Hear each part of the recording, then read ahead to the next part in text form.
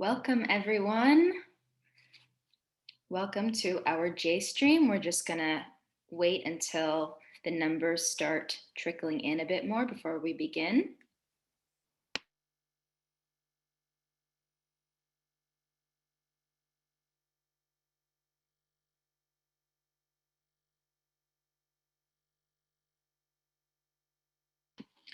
Welcome to those who just joined. We're just going to give it another little minute as the numbers keep trickling in.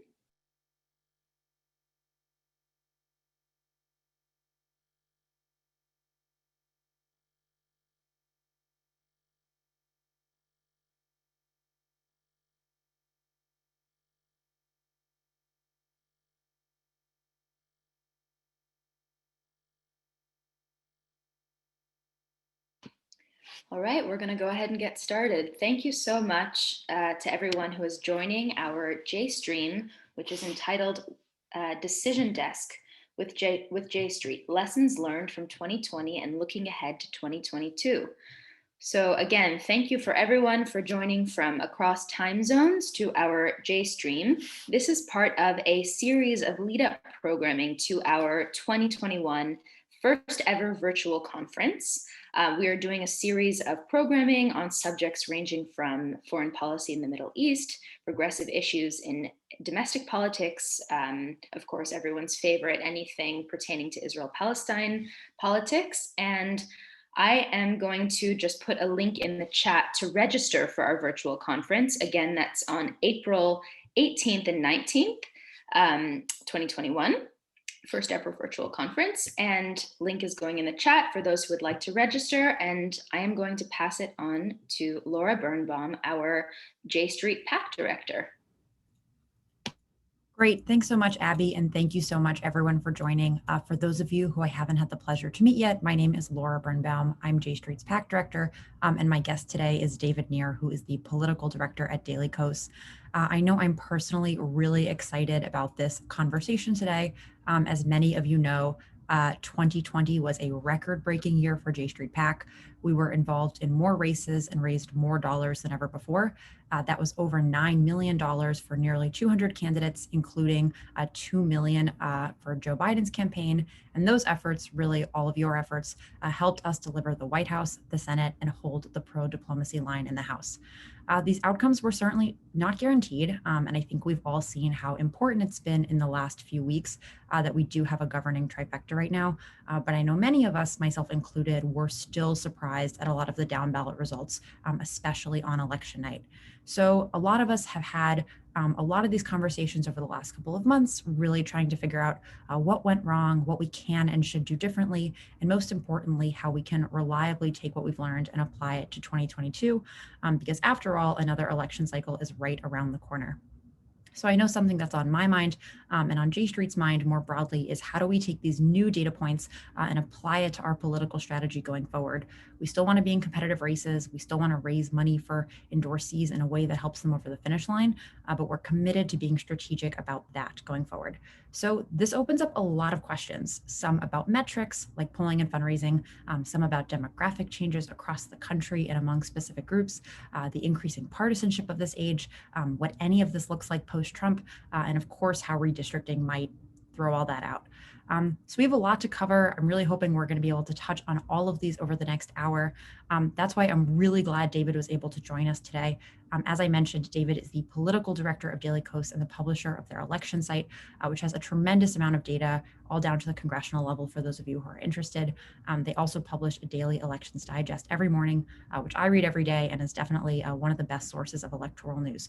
So I'm really looking forward to having this conversation with David and letting him share some of his expertise with us. So as Abby said, and I know you all are experts at this by now, you can feel free to put questions in the Q&A at the bottom of your screen. We'll try to get to as many as possible.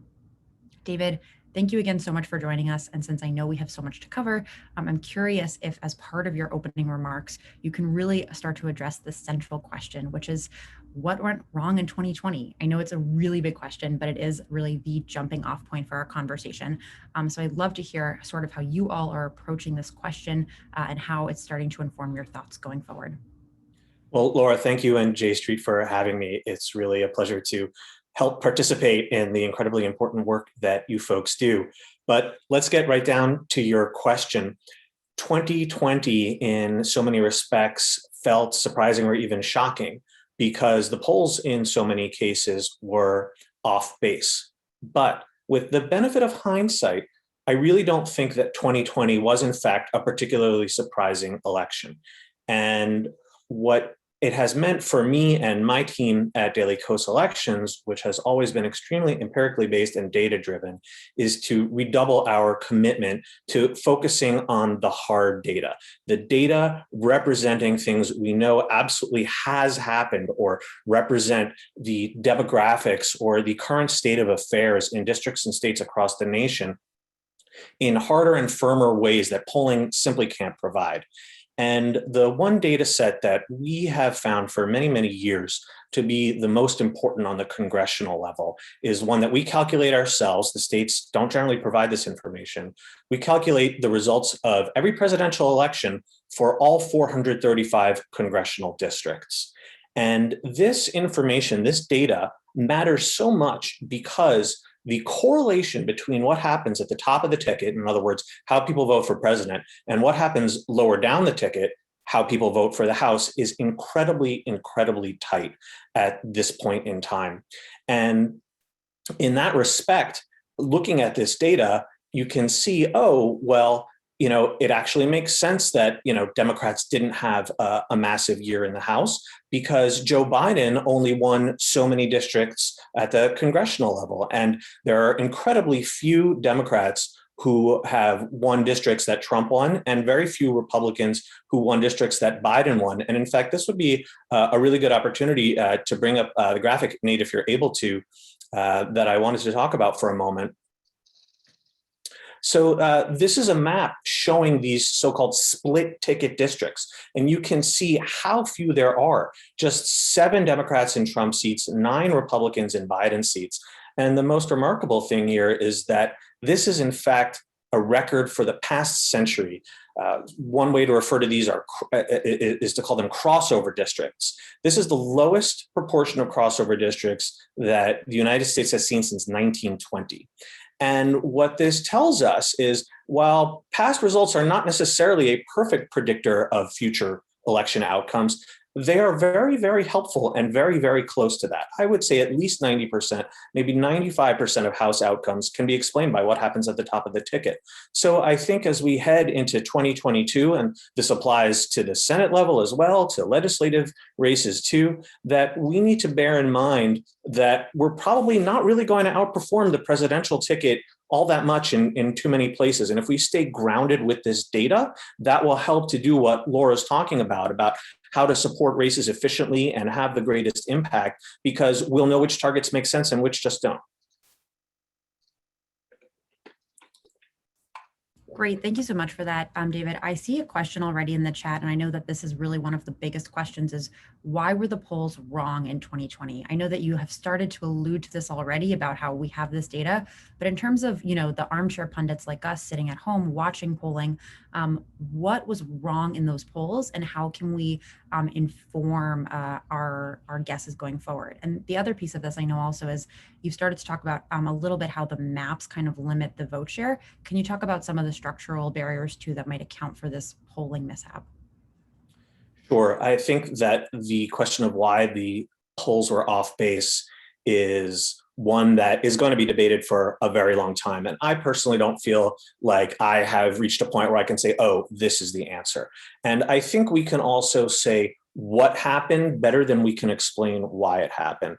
And what did seem to happen are that Trump supporters, who tend to be pretty disengaged from the political process, were hard to reach by polls, because if you're generally disengaged from politics and generally disengaged from voting, you're probably going to be pretty disinclined to answer the phone when a stranger calls to offer you to take a poll, or a text message or an email solicitation for an online poll. And so these sorts of voters are simply always going to be extremely difficult to poll. And the big question is whether this phenomenon will repeat itself in future years. And I think we got a little taste of that in the January runoffs in Georgia, which suggests that maybe it won't, because there wasn't much public polling of those races. But the polls of those runoffs when Trump was not on the ballot, they forecast a very, very close race. And in fact, they were both extremely close races. So it's possible Trump was a singular figure. However, that doesn't give me that doesn't make me feel great going forward, because you never know who the next singular figure is going to be. Now, I don't think Tom Cotton is going to move the GOP base in the same way that Trump did, but you never know who might come along and sort of throw a wrench into the polling.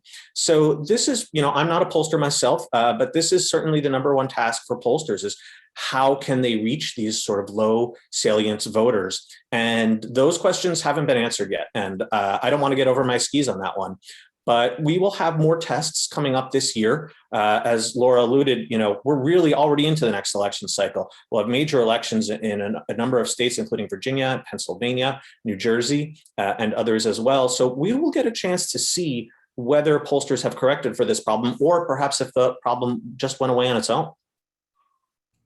Great, thanks, David. I know one thread of what you've already been talking about is the anomaly that was Trump, and really his effect in terms of being on the top of the ticket, and how we didn't see that in the Georgia runoffs.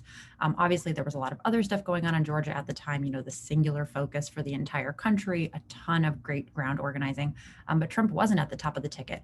And so I'm curious if you can talk a little bit more about how you think that might impact the midterm elections, to the extent that you feel like you want to make predictions now, which I know we all try to stay away from.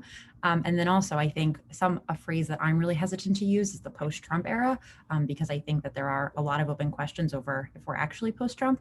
So I'd love to hear what you think about that as well.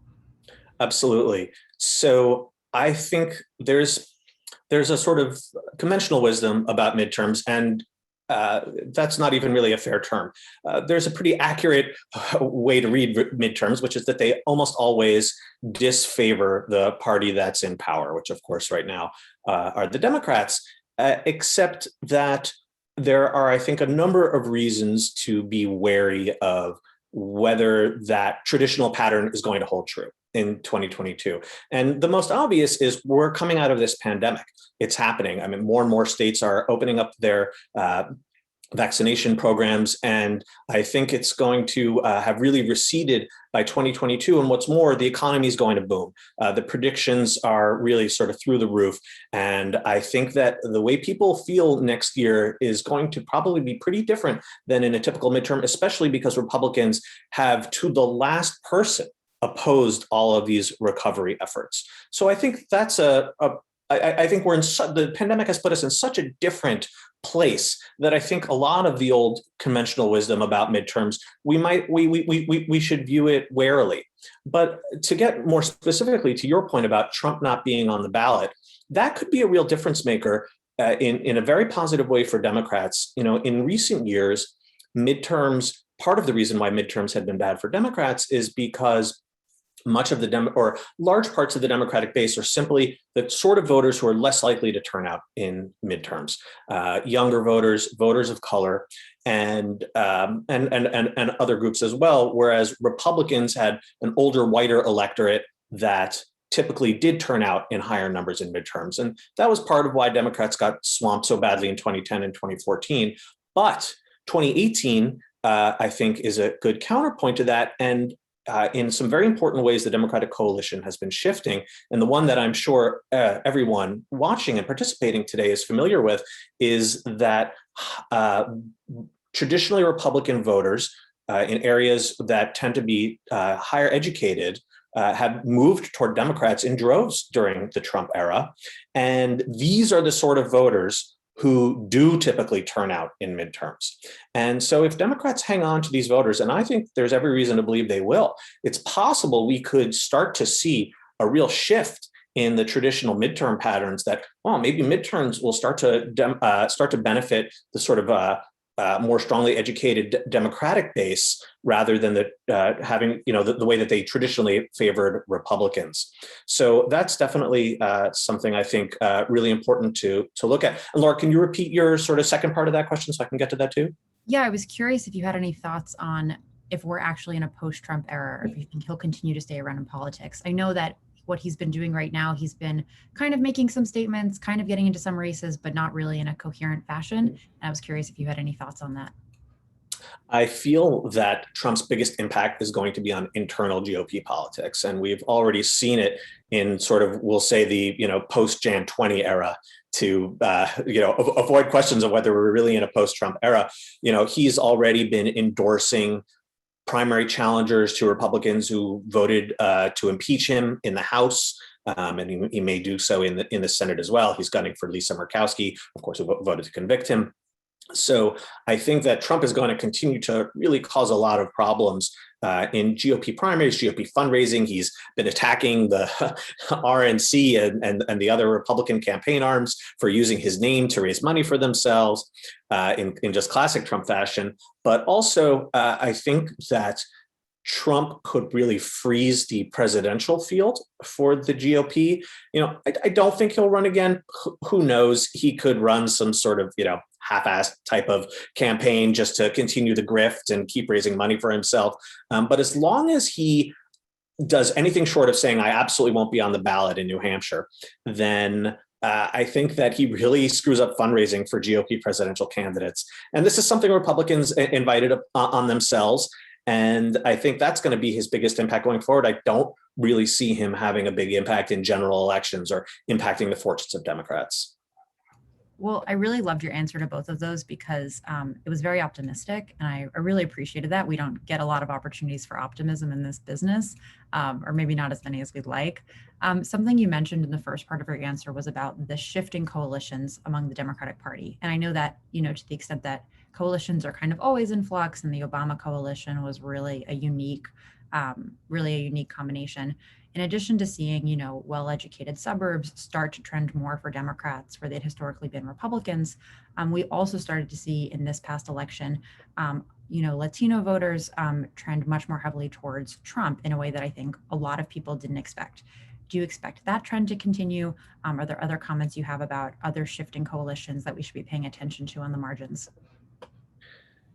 You raised what is obviously an incredibly important topic, though I have to say it's funny to hear myself be called an optimist because I'm a Jew, I'm a Democrat, and I'm a Mets fan. So optimism doesn't come naturally to me. But let's talk about the Latino vote, and this is again sort of along with why did the polls miss so badly in 2020.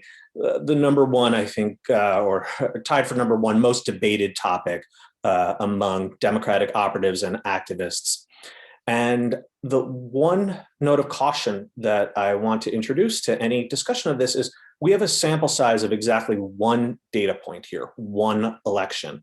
And I would be very cautious about reading too much into what happened with many Latino voters, simply because you don't want to risk fighting the last war.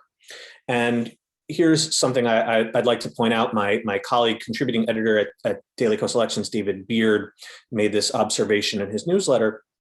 He pointed out that from 2000 to 2004, George W. Bush's improvement with Latino voters was greater than his national improvement overall. In other words, that his national vote share went from, I guess, minus 0.5% or whatever it was in 2000 to +3, but his improvement with Latino voters was bigger than that. Obama, from 2008 to 2012, his vote share went down he won by 7 points nationally in 2008 to 4 points in 2012. His performance with Latinos also went up. So it's very possible that Latino voters, or at least a certain segment of Latino voters, are that incumbency has a greater impact for part of this community. And if that's the case and Joe Biden runs for re-election in 2024, then we might see him bounce back with that group. And we just won't know until then. And there are a lot of other thoughts and discussions about this. The analyst David Shore, for instance, he made a pretty compelling argument that in terms of ideology, that many Latinos identify as conservative, but had traditionally always voted Democratic. Now these many conservative identifying Latinos are simply voting Republican, and there are a lot of reasons for that. Of course, people have talked about the salience of Republican attacks about socialism and the rise of the defund the police. I think it's almost impossible to sort of prize apart those things and say, oh, issue A is the reason why conservative Latinos started voting for Republicans, or issue B is. These are also things that are incredibly difficult to counteract. So I wish I could offer a more satisfying answer, say, this is the solution, this is what Democrats need to do. This is something that Democrats are going to be fighting with themselves in a good way over for the next several years. And I think we need to wait and see more data. And I want to emphasize, in 2018, we didn't see a desertion of Latinos from the Democratic cause. So let's see what happens in 2022 before we decide that we're facing a really massive problem. For sure, that definitely makes sense. I want to switch gears a little bit. There's a number of questions in the chat about these kinds of structural issues related to voting and how they might affect results. So from Stuart Eisenberg, from Peter Fishbein, and Ed Moskovich, who are all asking about how much of the shortage of split districts are tied to gerrymandering. And then kind of the follow-up from that, which is, I think we've all seen that there's a lot of state legislation that Republicans are trying to pass right now to really curtail voting rights. How do we expect that will affect these results going forward? These, to the folks who ask these questions, these are exceptionally important topics: gerrymandering and voter suppression. And let me take them one by one. I don't think gerrymandering has anything to do with the lack of split ticket outcomes, those crossover seats, because you could have much fairer districts, but if a district voted 60% for Biden instead of 50% for Biden, it's still probably going to elect a Democrat down ballot. That said, I think gerrymandering and redistricting is going to be extremely important to the future of this slim majority that Democrats have in the House right now, based on Republican control of state legislatures versus Democratic control. Republicans would be set to draw many more times the number of districts that Democrats will once the census data finally arrives in their hands. But, and this ties into the voter suppression issue as well, H.R. 1, the For the People Act, and it's called H.R. 1 because Democrats wanted to symbolically emphasize that it's the number one priority for them, would outlaw gerrymandering at the congressional level. It would require states to use nonpartisan criteria when drawing maps and have independent commissions draw their new maps. And so these new criteria you wouldn't be able to try to protect an incumbent or try to draw a seat in a way to benefit one party or the other. And if Democrats can pass this bill, that would completely change the landscape for 2022 in ways that are on one level hard to predict, on another level would definitely be positive for Democrats, would absolutely make Republicans cry because they have been expecting to have the opportunity to gerrymander brutally for many, many years. And that's why this truly has to be a top priority for Democrats. They really have to live up to calling it H.R. 1. And to pass it in the Senate, it's going to require curtailing the filibuster somehow. And I think that, we're not quite there yet.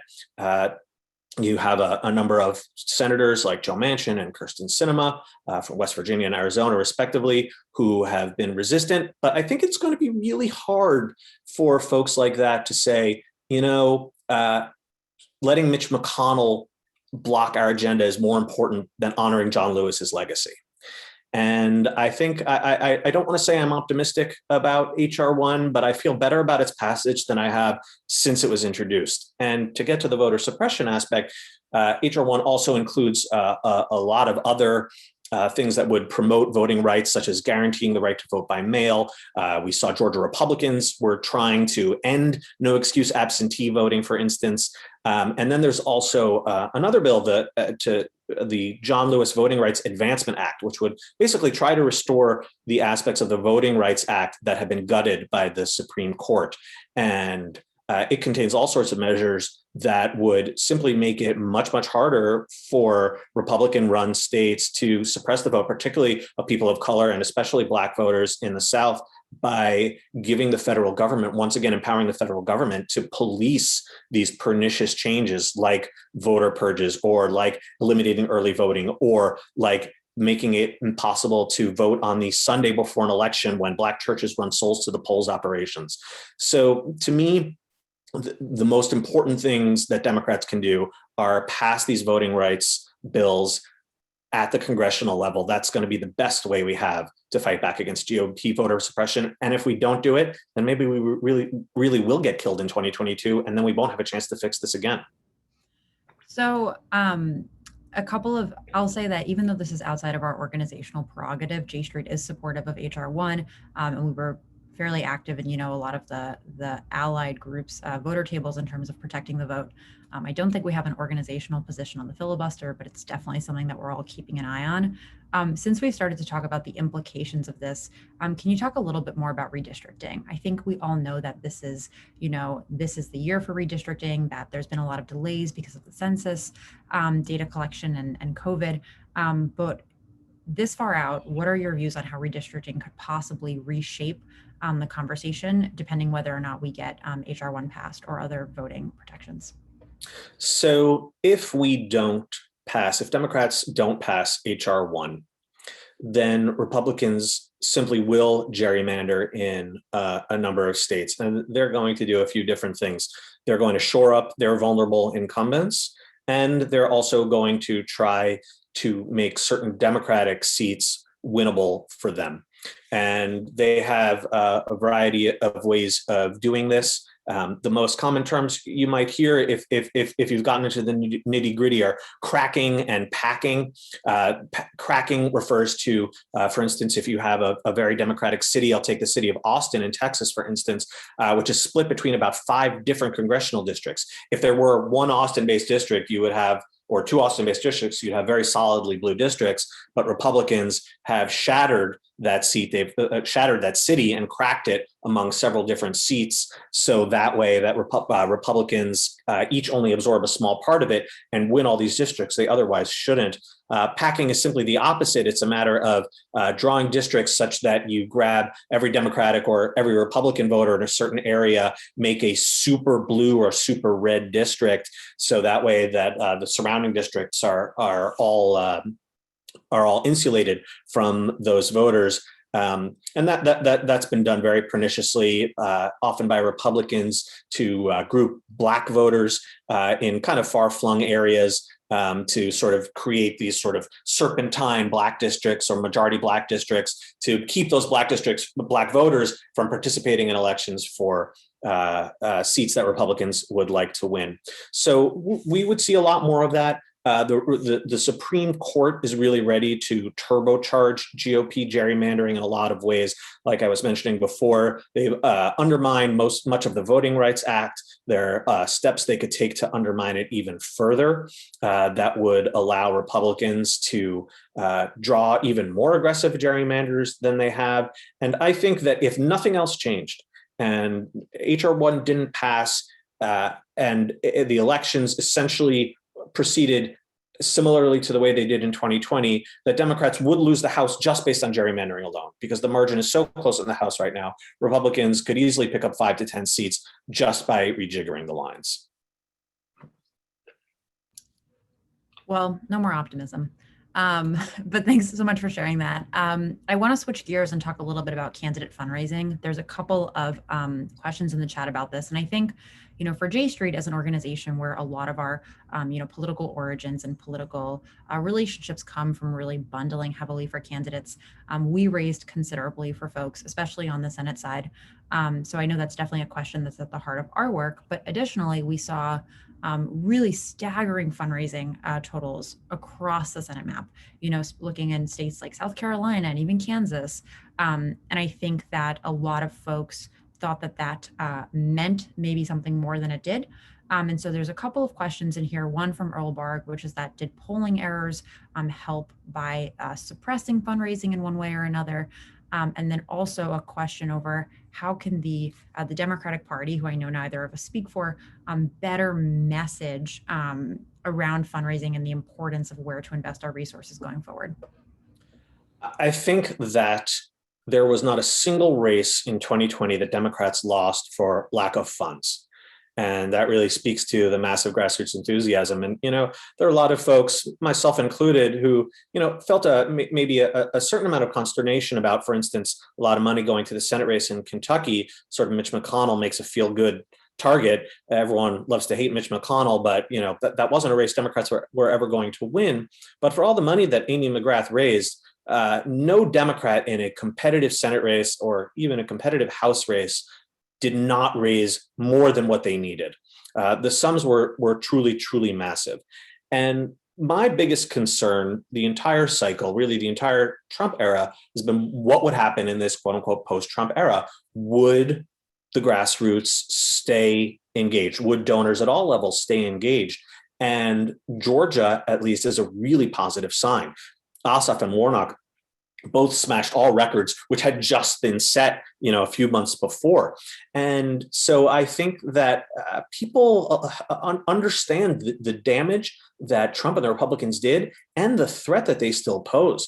I mean, no one's going to forget January 6th as long as we live. And people know that they can't relax. The mood feels extremely different than this time in 2009, when I feel like a lot of folks on our side breathe a sigh of relief. Obama's in office, Democrats have Congress, we're all good now. And I think folks know that is absolutely not the case right now. So I feel that I think all of our targeted races will be well funded in 2022. I feel good about that. And in terms of the sort of specific question about, did polls perhaps mislead us? Certainly, there were some races that looked potentially winnable for Democrats that obviously wound up not being so. Laura, I think you mentioned Kansas, for instance, is one of them. South Carolina, certainly that wound up being a double-digit race. But I think I like to think of this as chess, not checkers, which is the very fact that Republicans had to sweat South Carolina and had to sweat Kansas put us in a position to flip Colorado and Arizona and Georgia. And so I never like to look at, races individually in a vacuum. I think that when you look at the playing field as a whole, if we weren't pushing on offense everywhere, we might not have flipped the seats that we did flip. So I actually feel very good about the way things played out in that regard. And like I say, I think the enthusiasm will remain. And could you repeat the second question, please?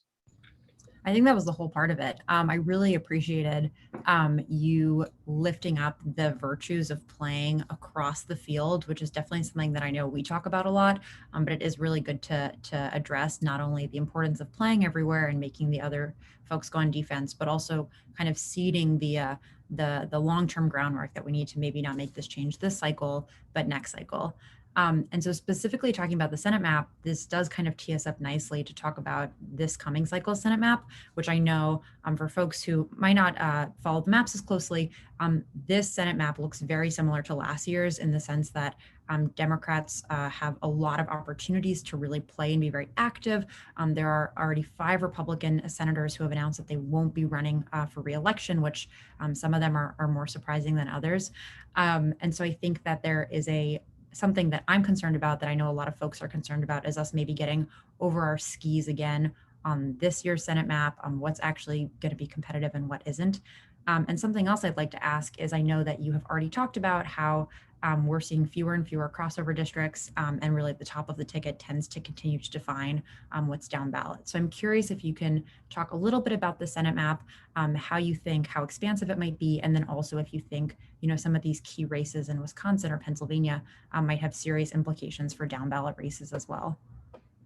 Absolutely. So let's start with those open seats that you were mentioning. The 2 most compelling for Democrats are in North Carolina and Pennsylvania. Pennsylvania, of course, is a state that Biden flipped back after Trump won it in 2016. North Carolina, meanwhile, has long been very close, and it was particularly close last year as well. And in both cases, we have Republican incumbents who are retiring. And the Republicans are going to have very awkward and difficult and messy primaries in both states. They may not nominate someone with much crossover appeal. And now, of course, I was just saying, of course, at the top of this discussion, that the number of crossover voters and crossover districts is smaller than ever, but it's not zero. And when you are dealing with a state where the margins could be just 1%, that could mean everything. And if you nominate a true far-right Trumpist extremist in a state like Pennsylvania, which Republicans very well may do, that could cost them a critical 1% of the vote and allow Democrats to flip that seat. So those are the two most compelling opportunities for Democrats. There is also, as Laura said, Wisconsin, where Republican Ron Johnson still hasn't said whether he'll seek re-election. In fact, his most recent comments, he made it sound like he really wasn't all that interested in running for a third term. And open seats are generally more prone to flipping than when an incumbent seeks re-election. So Democrats would be quite glad if he didn't run again. And in terms of defense, Democrats will be playing defense in a number of states. In Arizona and Georgia, this is very important to note. These were two, of course, of our most important flips in 2020, but both Mark Kelly and Raphael Warnock have to run again in 2022 because they only won the final 2 years of both of those terms in special elections. So those are both going to be difficult. But the great news, of course, is that Democrats flipped both of those seats at the presidential, or both of those states at the presidential level. So that should give Democrats cause for optimism.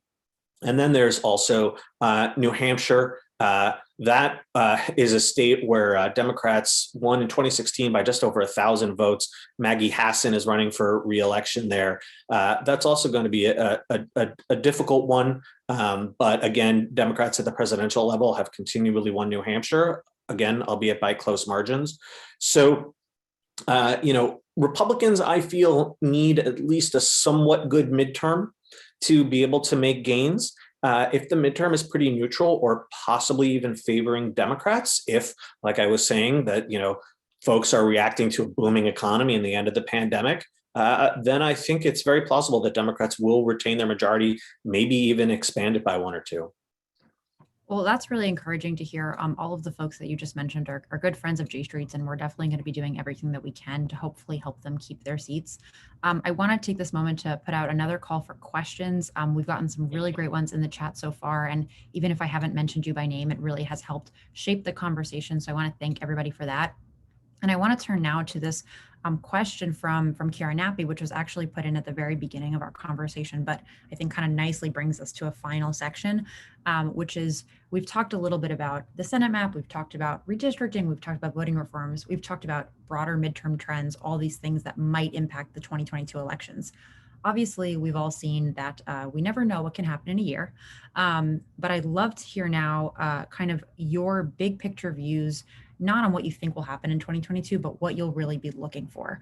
What are not only the things that we need to do to win, but what are you going to be looking for to show that it's going to go one way or another? Are there specific states, races, other trends, specific metrics you all are working on that you're going to use to inform your predictions going forward?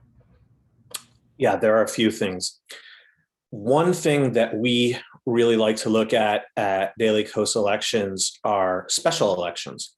And there are actually quite a lot of them that happen throughout the country, particularly at the state legislative level.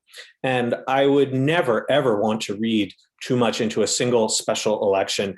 A lot of pundits are really prone to it. I mean, just to take one example, when Doug Jones won his amazing special election in Alabama, turning a red state blue, a deep, deep red state blue, you couldn't take, it would be a huge mistake to say, oh, well, Democrats are going to win every red state by 20 points now, or move the needle by 20 points now in every red state. But if you look at these special elections in aggregate, they actually tend to offer a pretty good forecast of how things are going to go. And in 2017 and 2018, we saw Democrats winning districts that they had absolutely no business winning, these very red districts. And not just that, they were even in races they were losing.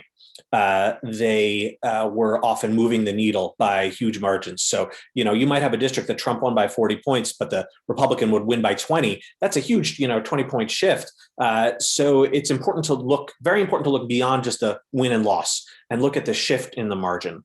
And in 2019 and 2020, the trends were positive for Democrats, but to a much smaller degree than they were in the prior election cycle. And that turned out to be pretty spot on, that it was still a good year, but it wasn't the kind of crazy blowout that we saw in 2018. And we actually keep a public spreadsheet of every single special election as it happens, and we compare it to the presidential results in each district, and we sort of average them up. And so it's early. There haven't been too many so far, but we will start publishing that data at Daily Kos Elections, and I really do like to look at that. More simply, the generic congressional ballot, I think, is a really revealing question. This is a question that many pollsters ask when they do a national poll or even a state poll, but here I'm talking nationally. They'll say, in the next elections for Congress, will you vote for a Democrat or a Republican? That's it. They don't name the candidates, and this way it can be asked easily across the board, and you can see whether there's a gap between the proportion of people saying they'll vote Democrat and the proportion saying they'll vote Republican. And that figure was very, very steady throughout all of 2019 and 2020. And so, there so many other types of polling were showing, huge gains for Democrats and the pandemic wreaking havoc, but those numbers stayed remarkably stable the entire time. So I would really keep an eye on those. If we see Republicans ahead several points on that measure, that suggests that things have gotten sour for Democrats and that Republicans are going to have a good midterm. But those, to me, like I was saying, rather than polls, we're dealing with hard data about things that have happened. And when you can use that kind of information to inform your own analysis and your own expectations, I think that's always best. Definitely. There's a question from Lori Sherman about any possible lessons to be learned from the Virginia state elections this year. J Street doesn't play on state or local races, but those do happen in the off year, and I'm curious if you all are watching those as well. Absolutely. Democrats for many years kept fighting and fighting and fighting to try to turn Virginia blue once more, and they finally did in 2019, flipping both the state house and the state senate. And this fall, the Senate will not be up, only the state house, but the governorship will also be up. And Virginia is a truly amazing state. It's not even a swing state anymore at the presidential level. Does that mean that Republicans can't win the governorship? No, they could if the stars align. They have an absolute disaster of a mess of a primary. In fact, they're not even having a primary. They're holding a convention, and they're holding it in 37 different parking lots. And the state itself also has, just like I was alluding a moment ago, has shifted so much that it may be harder to use it kind of as a barometer. Virginia is solidly blue enough at this point that I don't really know if it's a bellwether. Now, if Democrats lose control of the House, if they lose the governorship, that's definitely a bad sign. In 2009, Democrats got crushed in the race for governor in Virginia. And I do think that was a harbinger of the bad 2010 that they had. However, by the same token, Democrats won the governorship back in 2013, and Democrats had another bad year in 2014. So I wouldn't read too much into it. If, like I say, if Republicans have a good year, I wouldn't like how that would make me feel. If Democrats have a good year, then I would say it doesn't bear really on 2022. That's awesome. And there's just one more question in the chat, which is something we actually haven't talked about at all. We've talked a little bit about some of the divisions within the Republican Party in this post-Trump era, but we haven't really talked about the complexities within the Democratic Party. There's definitely more folks from the left wing who are in Congress now. And obviously there was a lot of pressure in the presidential primary. And so I'm curious, when we think back to, what the outcome might be for Democrats across the country in the 2022 midterms, how do you think any of those trends will play out? Do you think that, to address some of the conventional wisdom in the room, that Democrats might be sacrificing some crossover appeal if folks from the left are nominated? Curious if you have any thoughts on this. So I think that we'll probably continue to see a number of primary challenges to Democratic incumbents, some of whom, in my opinion, don't really deserve to be challenged, and some of whom definitely do. And, a handful will succeed and most of them will fail. I think that's definitely going to continue. I think that Republicans are always going to try to stoke these divisions and try to raise the salience of issues and ideas they think are unpopular with the general public among their base and also among voters in the middle. I don't really know how impactful that will be in 2022 midterm because they're going to go back to the well on the same issues they've gone to before, like immigration, and that didn't succeed at all in 2018. Now it may have been because it was blunted by the fact that Democrats were just having a good year overall. And if 2022 is a negative year, it'll be very easy for people to say, oh, well, it was immigration that really harmed Democrats. So I feel like a lot of mainstream pundits love to obsess over, Dems in disarray. And I think it almost always is just totally overblown. And I will buttress my view with, again, I think some pretty hard evidence, which is that this $1.9 trillion stimulus package, this relief package, which I think was an incredible accomplishment, was passed with the absolute slimmest of majorities. That you had everyone in the Senate from Joe Manchin to Bernie Sanders, and everyone in the House from Alexandria Ocasio-Cortez to very moderate members, all on board. And if these divisions were really causing tremendous problems for Democrats, that wouldn't have been possible. And I also want to emphasize, Joe Biden started off with a $1.9 trillion proposal, and he got a $1.9 trillion bill. That never happens. Everyone assumed that he was just setting himself up for a negotiation and it would wind up with some smaller sum. So I really want to see some strong evidence somewhere other than a bloviating columnist that this quote unquote split is really harming Democrats, because I just haven't seen it yet. Well, thanks so much for sharing that, David. We have covered so much ground in the last 45 minutes. I really, really, really appreciate you joining us. I know this is one of my favorite conversations to have, and I had an absolute blast. So thank you again so much for joining us. I'll turn it back to you for any closing remarks that you'd like to leave us with. Well, thank you. This is super fun. I love the fact that we got to touch on so many topics, and a lot of the questions were really, really wonderful. And I know, Laura, you said that your organization doesn't necessarily. Did you say with HR1 that you weren't necessarily advocating for that? No, we do. We supported HR1. Oh, okay. Oh, I'm sorry. It was the filibuster you said. Right. So HR1, I really feel that this is Democrats' window to push this. And if you talk to members of Congress or candidates or fellow activists, that's the thing that I would want to emphasize most, because we may not get another chance. And but if we do push it forward, then I think we could see a tremendously bright future for progressive change in this country, and also for J Street's mission more broadly. So that's how I'd like to end. Thank you, Lauren. Thank you, J Street.